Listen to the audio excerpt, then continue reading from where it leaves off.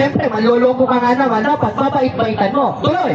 ay dinadaya ang puso ng mga walang mahal. Yun naman pala. Kaya pinagpauna na ng ating Panginoong Jesucristo, mga kapatid na Katoliko, na meron talagang maraming mga ngaral-ngaral sa panahon ngayon na hindi naglilingkod sa Kristong Panginoon, kundi sa kanilang sariling tiyan.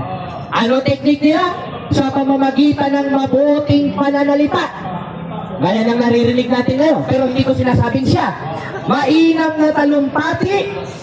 Aba, may naririnig tayong ganyan ngayon. Ay dinadaya ang puso ng mga walang malay.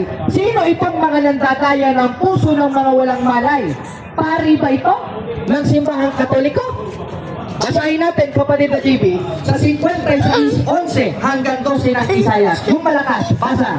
Oo, ang mga aso ay matatakaw. Oh, aso pala, no? Tuloy. Sila'y kailanman ay walang kabusugan. Oh, At ang mga ito ay ay mga pasto